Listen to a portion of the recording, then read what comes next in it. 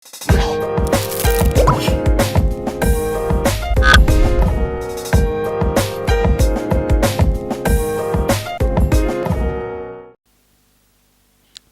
wowe ukurikira Rwanda 24 TV mu kiganiro My Choice kinyura kuri platform zacu zose za Rwanda 24 TV. Uyu munsi wa none turaza kuza ko turi kumwe n'umutumirwa tugiye kuganira nawe.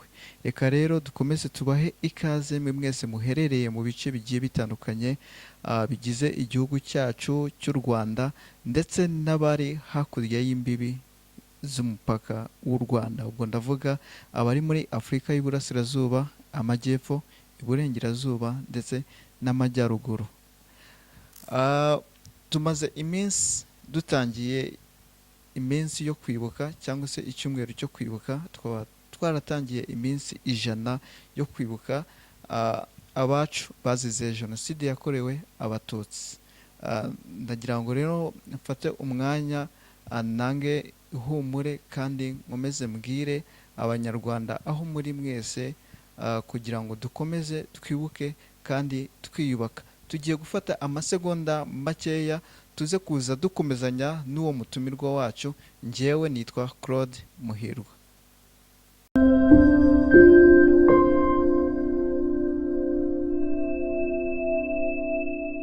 Nitwa Ntare Frank, nkunda ibiganiro bitandukanye ariko by'umwihariko ikiganiro cyitwa My Choice gica kuri Rwanda 24 TV.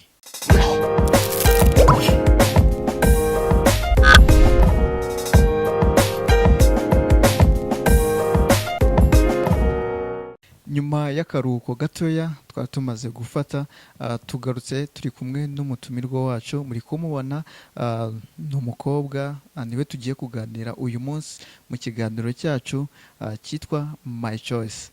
Reka dutangire tumuha ikaze. Tuguhaye ikaze. Murakoze cyane. Umeze ute? Meze neza. Umunsi wawe wagenze ute? Mva wari mwiza pe. Oh wow. Muri kumva ko umunsi we wari mwiza, ariko mbere yuko tuza kuwanzika mu kiganiro cyacu cya My Choice, tugiye gutangira tumubaza ubundi urinde, uri muntu ki? Mu ncamake watubwira kugira ngo n'abaza kudukurikira baze kuza kumenya umuntu turi kumwe nawe mu kiganiro. Okay, murakoze. Amazina yanjye ni Uwineza Bienheureuse Holly. Nkaba ndi umu software engineer ariko particularly muri software development. Wow. Murabona ko tugiye kuganira n'umu software engineer, bien sûr ubwo azamo na party y'aba programmers. Ndakeka ko abari buze kuza kudukurikira turi buze kuza kugirana ikiganiro cyiza, kandi nawe nuza kubona ufite comment iyo ari yo yose waza kuza kujya muri ahabugenewe ubundi ukaduha igitekerezo. Ese ubutaha wenda niduhura nawe cyangwa se nyuma y'ikiganiro n'iki kintu twazamubaza cyangwa se anagarutse n'ibihe byifuzo twazamubaza. Tugiye gutangira dusa ngaho turebera ku izina ry'ikiganiro ubusanzwe cyitwa My Choice cyangwa se amahitamo. Nkawe nka Holly, amahitamo ni iki kuri wowe?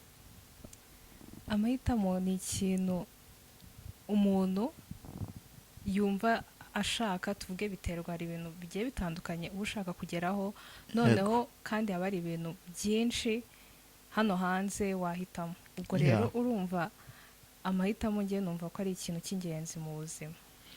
Amahitamo ni ikintu cy'ingenzi mu buzima, ariko ubusanzwe hari igihe habaho yuko twe dushobora kwihitiramo nk'abantu, ariko nanone harimo n'abandi bantu babasha kuba hari abandi babagirira amahitamo mu buzima bwabo. Ese ni byiza yuko ashobora kuboneka umuntu waguhitiramo gukora ikintu runaka kuruta wowe ko wakwihitiramo ikintu cyiza kikunogeye?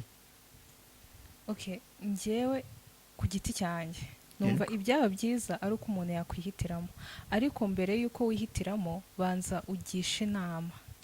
Ugisha inama abakuruta, ugisha inama abantu bagiye batandukanye. Ese ibintu ugiye guhitamo murabitekerezaho iki? Ubona hano hanze kuko abantu benshi bafite experience zigiye zitandukanye, noneho bakaba bakubwira bati ibi bintu ugiye kujyamo ni byiza kandi bizagera aho bikugeza. Yeah. Okay. Aho ngaho twari turimo turarebera ku mahitamo ko ubusanzwe usanga nk'umuntu iyo agize amahitamo atari meza bimuviramo kugira guhura n'ibintu bitari byiza mu buzima bwe bwa buri munsi, cyangwa se yanagira amahirwe yahitamo neza kandi nabyo bikamubyarira umusaruro. Reka noneho ngaruke kuri Holly. Twatangiye utubwira uri umu software engineer, uri umu programmers, ubundi byaje gute? Reka nkubwire birasekeje. uburyo nagiye guhinduka umu software engineer ubundi okay muri high school. Urumva ni story ndende ariko ndagerageza nyigire ntoya. Muri high school nigaga MPG, mathematics, physics and geography.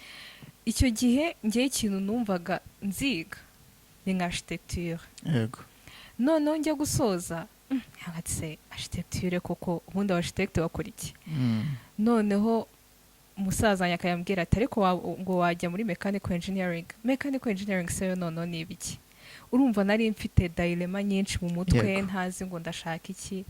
Noneho umunsi umwe mukuru wanjye arambwira ngo nyamara wazajya muri software engineering. Ndabati ibyo noneho ni ibiki? ngo zarebe noneho kugira ngo nsobanukirwe software engineering icyo ari cyo. Oya mu by'ukuri nagiye no kwiga ntazi ibyo ari byo. Gusa nabaje mukuru wanjye none se ifite akamaro. Arambwira ati hano hanze aba software engineers barakenewe, ngo kuri umukobwa urumva ni advantage.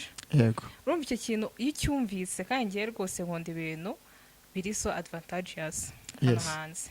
Ndavuga ni okay ubwo mbwiye gutyo noneho nzakijyamo, ariko si ubundi ndajya mu kintu ntazi icyo ari cyo.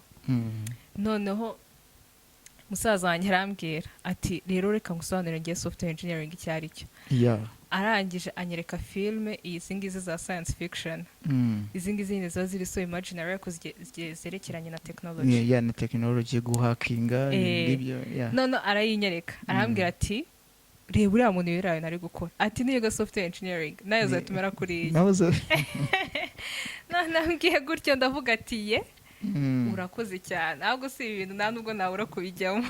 Kubijyamo ntekereza ko nzaba umuhakazi. Ariko ikintu gisekeje ni ukuntu nta naho bihuriye. Ubwo nuko nayigiyemo. Nuko ubwo watangiye kujya muri software engineering according y'ibyo wari urimo urabona bakweretse n'amakuru ubifiteho. Ubundi dusubiye inyuma gatoya mbere yuko tuza kugaruka kuri ibyo bya software engineering, ni byiza cyangwa se akenshi natwe byagiye bitubaho ko tukiri muri high school, tukiri muri primary, twabaga dufite inzozi n'indoto z'ibyo twifuza kugeraho, ko akenshi unasanga n'ibyo turimo uyu munsi ntabwo ari by'icyo gihe twatekerezaga. Nk'uko wenda wavugaga ibya architecture n'ibindi, noneho ukiri muri primary cyangwa se ukiri umwana muto, Holly yumvaga azavamo iki? Yumvaga ari umuntu nyuma namara gukura azaba ari umuntu umeze gute? Reka nkubwire, ngiye niga primary nari nzi yuko nzaba iki. Ubundi byagiye bihinduka. Nari nzi yuko nzaba umupilote. Nkavuga ni njyewe nzaba umupilote aho byaba bikajya. Icyo gihe yari ari n'umukobwa umwe w'umupilote banza mu Rwanda bitwa Esther. Niba ari Esther nde? Maybe ntabwo ntabwo mbyibuka neza. Navuga ati ngiye nzatwara indege. Ariko sinzi uko byarangiye. Byarangiye utazi ukuntu bigenze. Wisanga wageze muri secondaire utangira kwiga tronc commun, wisanga muri MPG. So nyuma yo kwiga MPG nubwo waje nyine kuza ibyo bintu bya software, ariko nubwo wari kutubwira ngo warebye ukuntu bahakinga, ukuntu binjirira abantu, ukavuga ati nanjye ninaba nk'uriya muntu ntabwo bizakunda, unatubwira yuko nyuma waje gusanga bitandukanye n'ibyo wari urimo urabona. Ubusanzwe hari ibyo dusanzwe tumenyereye yuko bavuga ngo bino bintu byigwa n'abahungu, ibi ngibi umukobwa ntabwo yapfa kubishobora. Izo mbaraga we wazikuye he?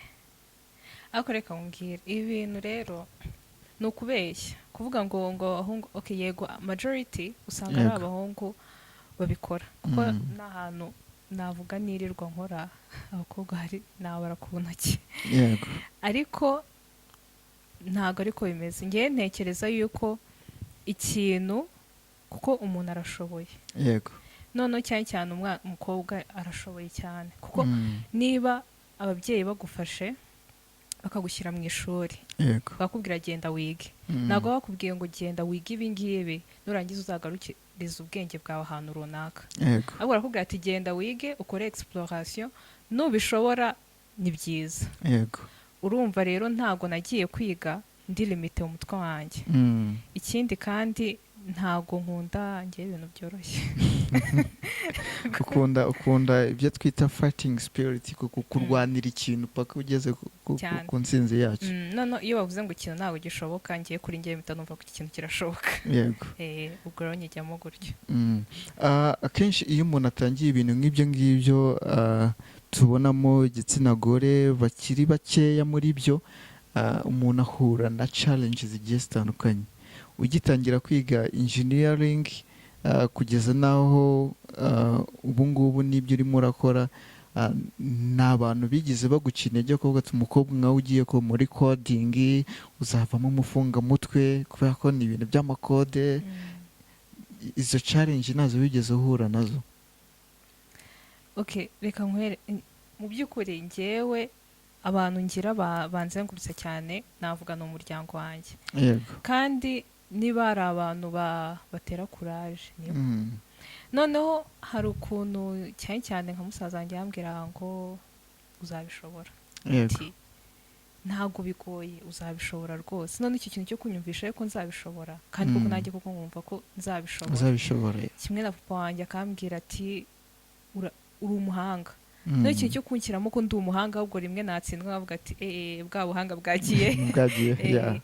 rero akanyumvisha ko ndi umuhanga akanyumvisha ko ibintu mbizi none icyo cyizere bagiye bandemamo nanjye rero Yego. nagiye nyiyumvamo ku buryo numva yuko nta kintu ko bishoboka numva ko bishoboka pe iyo uri kumwe n'abakobwa bagenzi bawe bo bavuga iki kuko akenshi usanga bamwe bakunda kujya mu bintu bisa nkaho bitagoye cyane nubwo na fakirite n'imwe ibaho yoroha ariko ntabwo zinganya ntabwo zinganya noneho ampulisi abenshi muri ubu ngubu batinya imibare kandi kugira ngo ube umu programmers wige ibyo bintu bya software engineering bisaba kuba ufite na background ku mibare na physics iyo noneho murimo muraganira bo bakubwira iki okay inshuti zanjye inyinshi ni aba software engineers nabo nkanjye ariko njye ngira diversity y'abantu batandukanye harimo abacuruzi harimo ingeri nyinshi pe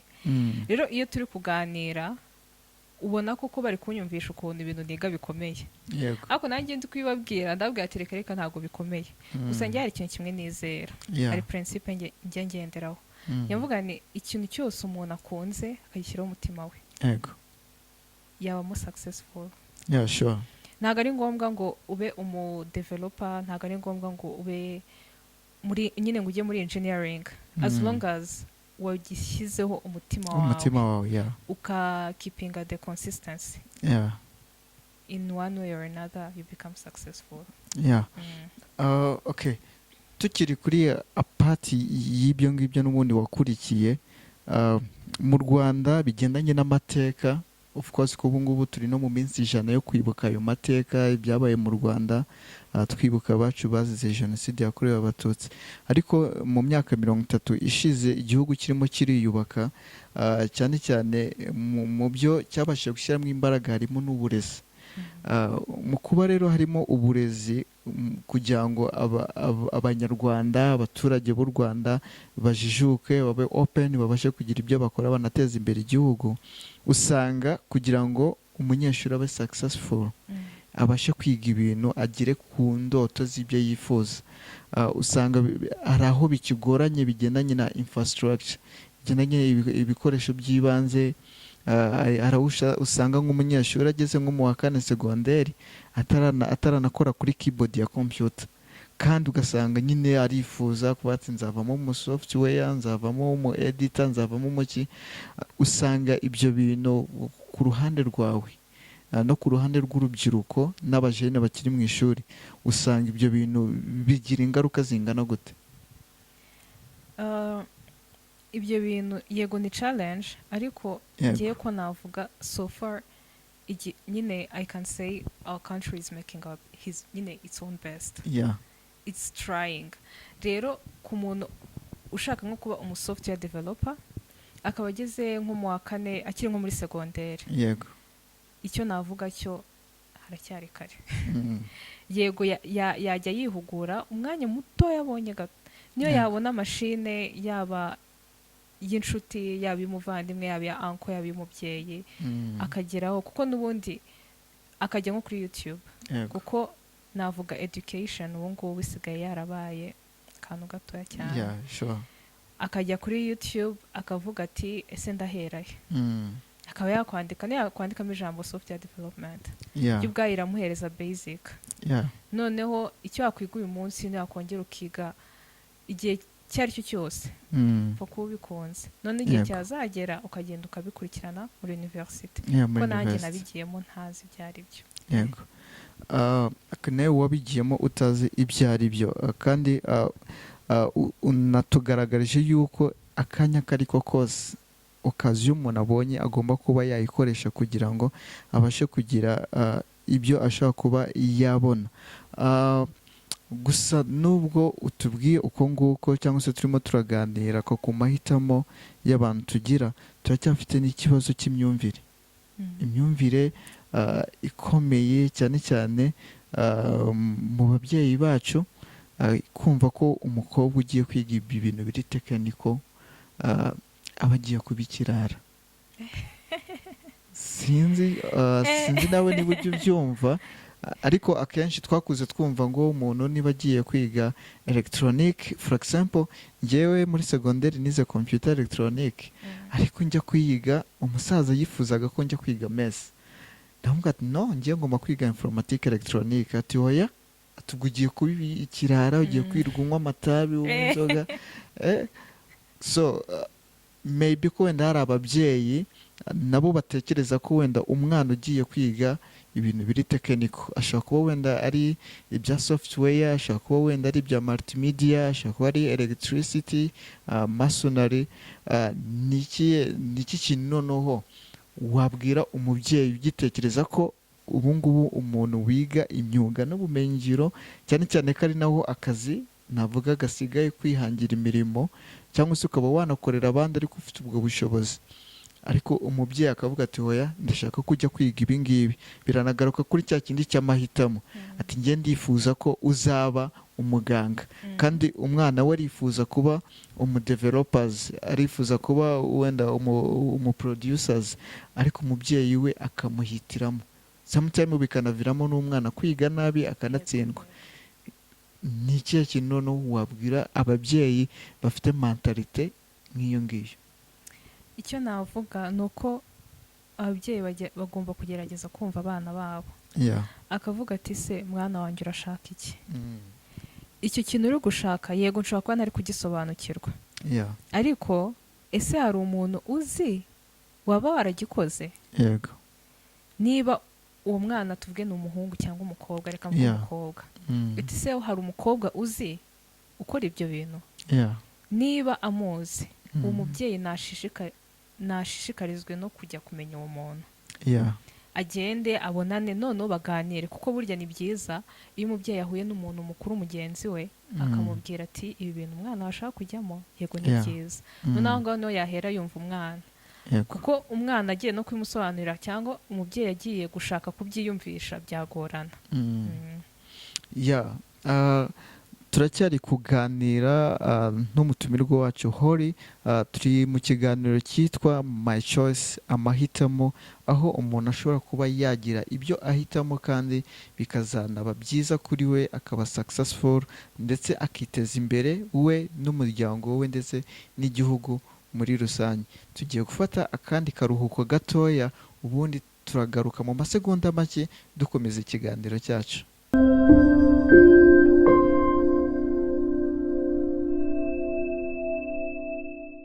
Nyuma nyuma y'akaruhuko gatoya twari dufashe turongeye turagarutse.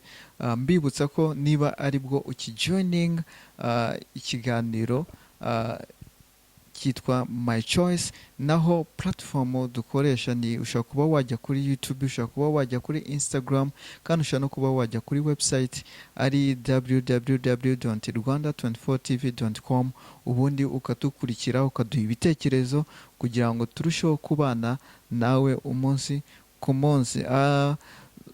Tugiye gukomeza rero n'ikiganiro cyacu My Choice. Nk'uko mwabibonye turi kumwe n'umutumirwa yitwa Holly, niwe tugiye gukomeza kuganira tugira bimwe na bimwe tugenda tumumenyaho ndetse anadusharinga ku mahitamo yagiye agira kugira ngo abe yabasha kwiga software engineering. Holly, tubwire n'uruhe ruhare noneho umukobwa ashobora kuba yagira cyangwa se umwari n'umutegarugori yagira mu isi y'ikoranabuhanga? Uruhare rw'umukobwa ubundi rugendanye n'ibyo yahisemo gukora, kuko urumva programming ni ikintu kinini. Rero niba uhisemo kuba umudeveloper, ubwo uhisemo kuzajya udevelopinga nk'ama application, mobile application cyangwa web application. Ubwo niba hari application ikenewe bitewe n'aho ukora cyangwa ufite team ubarizwamo, ugomba kugenda ukafasha either mu gukodinga cyangwa navuga kugathering requirements cyangwa gukora planning. Urumva nuza life cycle yo kudevelopinga iyo application ugomba kugaragaramo, ugatanga n'ibitekerezo. Tukiri muri ibyo ngibyo noneho mu byo cyangwa se muri urwo ruhare, hari ingero ushobora kuba waduha? Wenda tukavuga wenda dushaka kuba tuzi wenda amasysiteme amwe n'amwe ashobora kuba yakorwa, ariko tukaba tutanazi ko wenda abantu babikora ari abari muri icyo gice cyo wenda cy'abaprogrammers cyangwa se aba web developers. Ariko ugasanga nk'umuntu wenda agiye kwa muganga kuzuza imyirondoro yawe, ntabwo azi ngo systeme, ukavuga ati systeme yagize ikibazo, ibintu nk'ibyo ngibyo. Gerageza noneho uduhe wenda nk'ingero ebyiri cyangwa se eshatu kugira ngo n'umuntu utazi cyangwa se n'uwo mubyeyi utazi amakuru kuri software avuga ngo ndamutse wenda ngiye nko kwaka serivisi ku Irembo, kumbi abantu baba bakoze Irembo kugira ngo tubone izo serivisi mu buryo butworoheye ni abantu baba barize ibi n'ibi n'ibi n'ibi. Yego. Okay, tugarutse ku Irembo. Yego. Urumva Irembo ni application ifite both mobile na web. Web urumva ujya kuri website yabo ukagira ibintu runaka ukoraho. Yes. Urumva kuba iri nabyita mu rurimi rw'amahanga dynamic, iri friendly, uyikoraho ibintu bigiye bitandukanye, umuntu wese yaza akayikoraho ibyo ashaka, yabasha ku accessinga uko abyifuza. Uko abyifuza.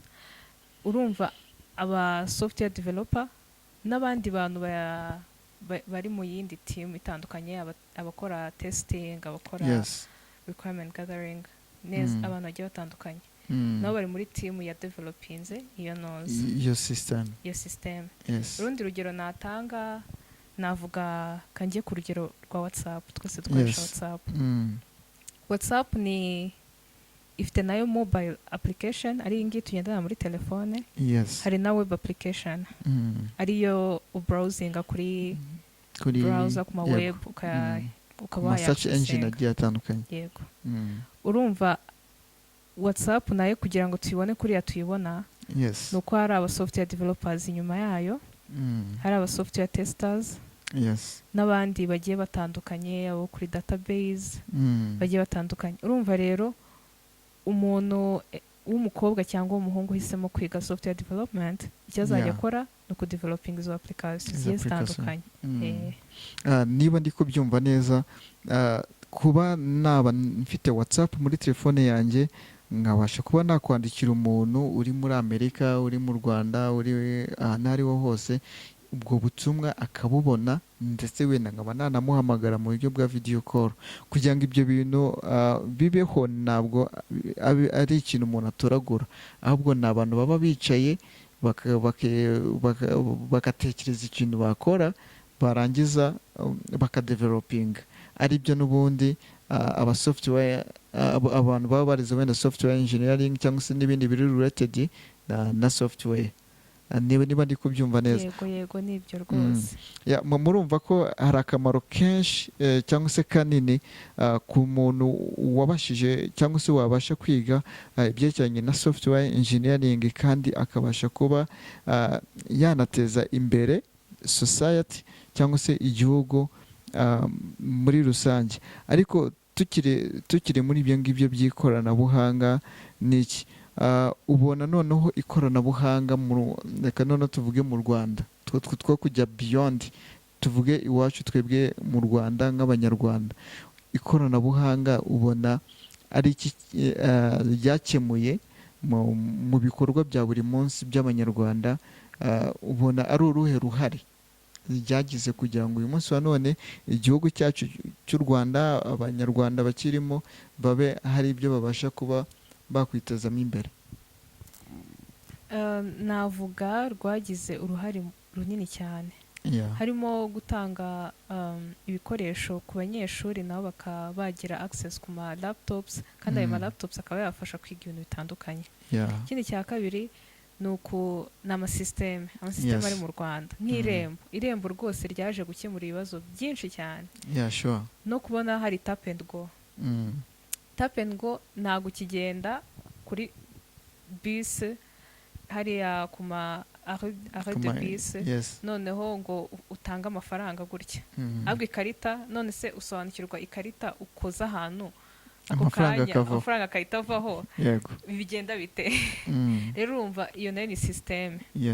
Rero izo systeme zaje gufasha ibintu byinshi bigiye bitandukanye, cyangwa ugasanga nk'umurwayi agiye kwa muganga baramwakiriye, noneho umushyize muri systeme, yazagaruka nyuma y'umwaka bakazamenya yuko yari ari muri iyo systeme, batiri bashaka mu mpapuro ngo turebe n'uyu muntu yarageze aha ngaha. Urumva ikoranabuhanga rwose riri kugera ni igice gikomeye cy'iterambere cyane muri rusange cyane pe.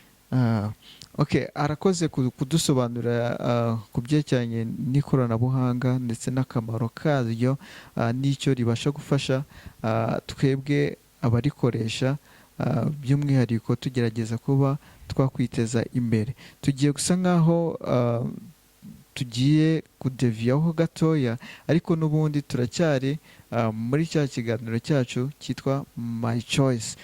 Tugiye kumubaza noneho ku buzima bwe bwite, tugire ibyo bimwe na bimwe dushobora kuba twamumenyaho by'ingenzi. Ni byiza ko niba turi kuganira n'umuntu tunamenya background yiwe.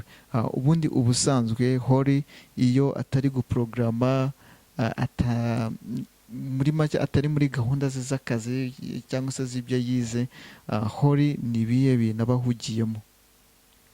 Njye rero mpugira mu bintu byinshi bitandukanye. Hari uburyo ngiramo diversity, ari byo nakubwiye ngo ngira inshuti zitandukanye, nyinshi zitandukanye muri field zitandukanye. Akenshi iyo ntabwo nari muri izo kode zanjye, hari igihe mba kumwe n'inshuti tukapanga tukayawusangira, cyangwa umuryango wanjye, abakuzina banjye nabo tukaba twajya ahantu kuruhuka mu mutwe, cyangwa se ugasanga nawe tubana mu nzu tukubaganiriza cyangwa gukina n'umwana. Hakaba hari n'izindi nakwita hobbies nkora, ariko nzikora gake. Harimo gushushanya, gusa nabyo mberuka kera cyane. Harimo rimwe na rimwe nkora siporo, ariko ntabwo ari cyane nabyo. Hakazamo nandi muri gahunda zo gushaka kwiga no kuririmba, ariko rwose sinzi inzira biri kugenda bijyamo. Gusa n'ikindi overall navuga ni ukuba ndi kumwe n'abantu cyane, kuko rwose ngewe nkunda abantu cyane. Noneho Holly w'umuprogramazi na Holly utari guprograma batandukaniye? ahubwo akenshi usanga iyo mbwiye n'umuntu ko ndi umudeveloper ntabwo akunda kubyemera. yes Sinzi impamvu ni hari ukuntu abadevelopers bagaragara bitandukanye n'abandi simbizi. yego Gusa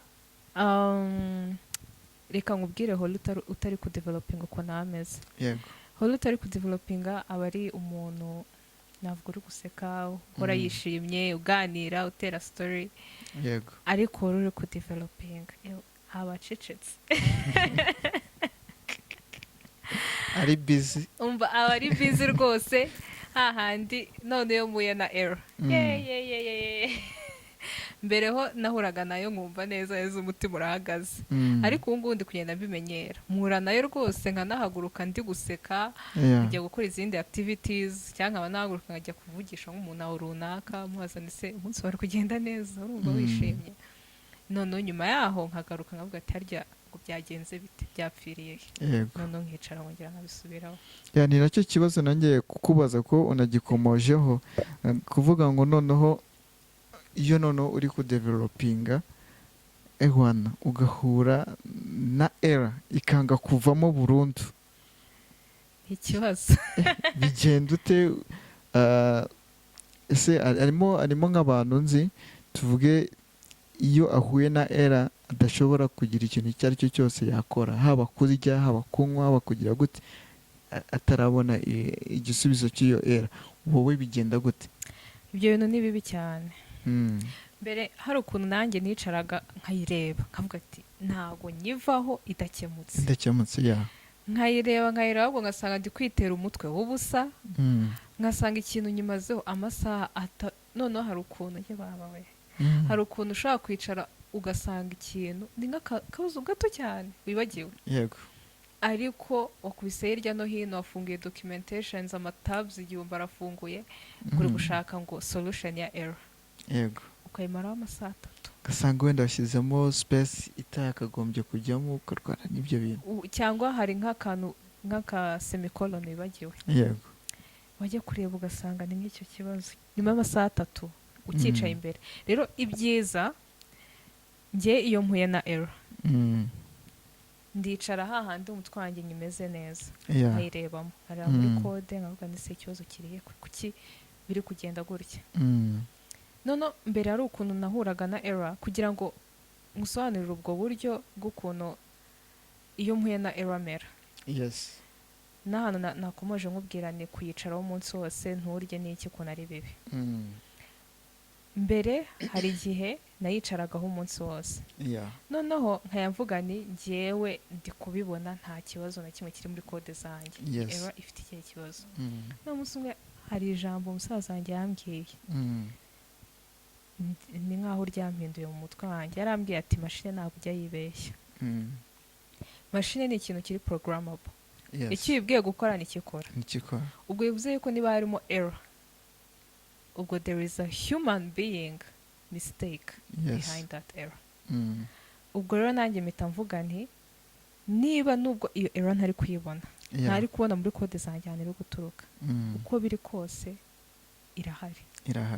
Ubwo rero nkahaguruka n'umutima mwiza nkajya gushaka ikindi kintu nkora, niyo najya hanze nkareba ikirere rwose, cyangwa nkareba abantu nkabavugisha, hahandi numva umutwe wanjye nanone tangiye kuruhuka.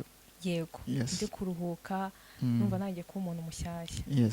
Nkongera nkagaruka nkicara imbere ya mashini yanjye nkavuga ni byapfiriye, nkaganira nayo. Ubundi uganira na mashini mugirana ikiganiro ati tuganire ikibazo kirihe, mbwira bimeze bite bimeze bite.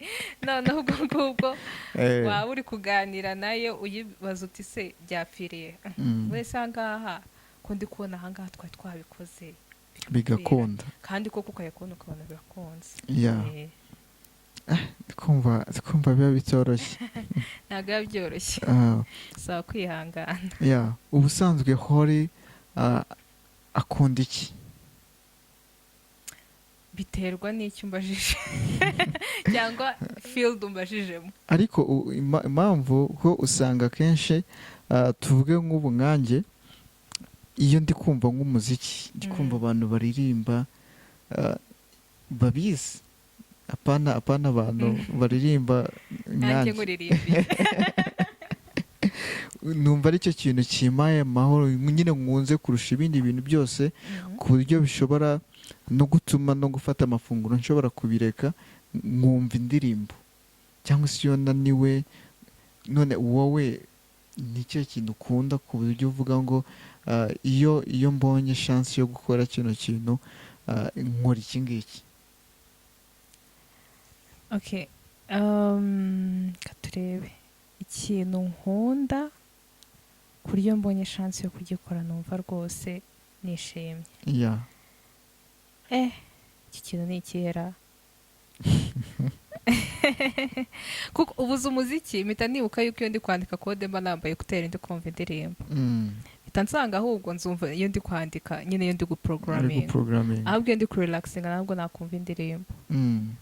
Katurebe gusa ni ikihe keretse kwa kundi uganira n'umuntu nyine ukunze wishimiye ukaganira, cyangwa ukambwira ati tugende tujye gutembera nk'ahantu hatuje. Ibyo ngibyo numva rwose binyuze mu mutima.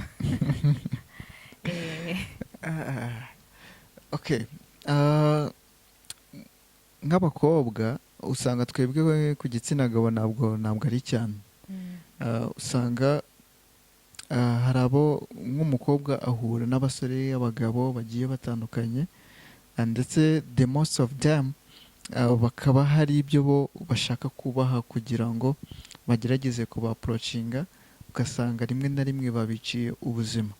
So wowe iyo ntabwo ujya uhura n'umuntu ushaka kuza wenda ashake kukayaringa guha ibintu udasanzwe ubona, cyangwa se wenda wifuza kuba ufite ariko ukaba udafite ubwo bushobozi bwo kujya, iyo uhuye n'iyo situation ubyitwaramo gute?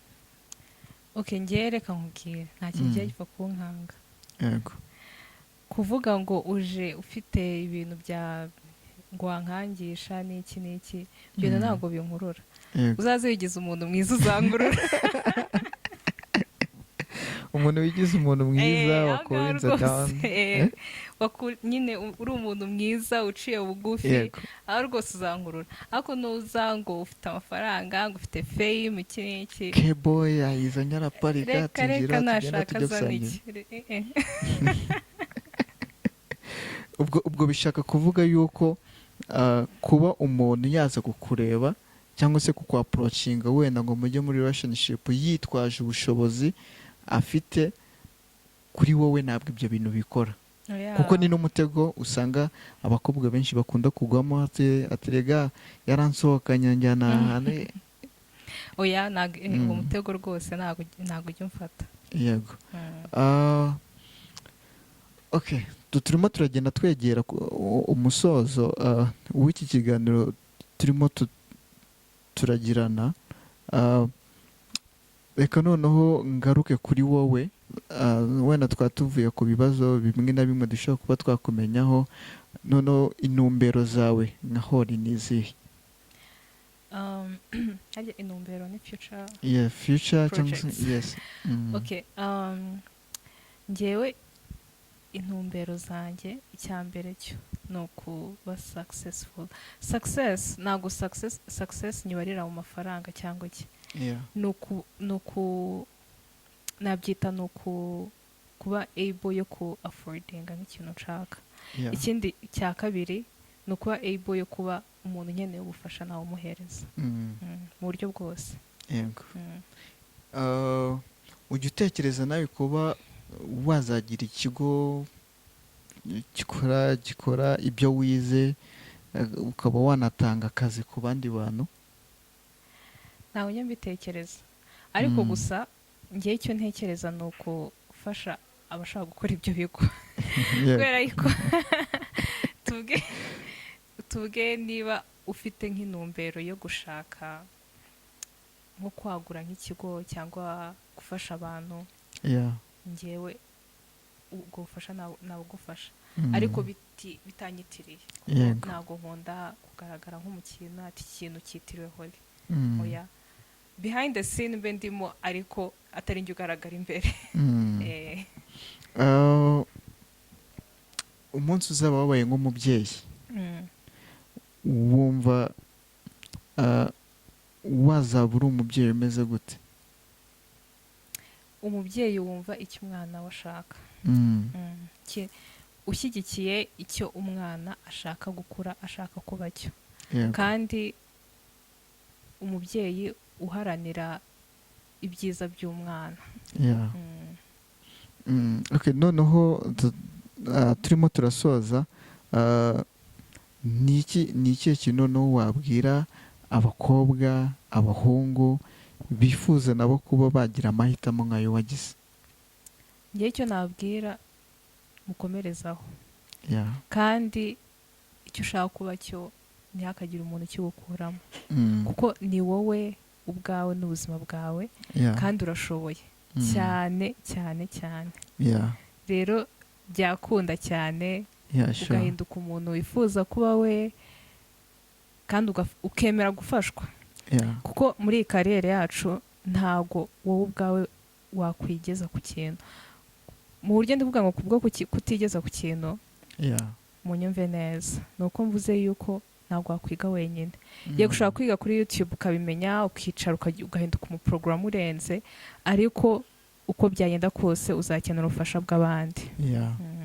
noneho ubutumwa wagenera abadukurikiye kuri Rwanda 24 TV uyu munsi wa none, noneho n'icyo ushaka kuba wavuga ku bihe turimo, yego, byo kwibuka inzirakarengane zazize jenoside yakorewe abatutsi muri Mata 1994.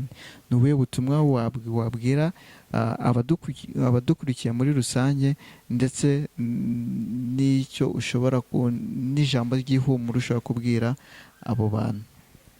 icyo nabwira abantu mu Rwanda, nimukomere cyane, kubera yuko aho tugeze ubu ngubu ni ahantu heza, kandi n'abanyuze mu mateka atari meza, mujye mukundana, muharanire kubabarira.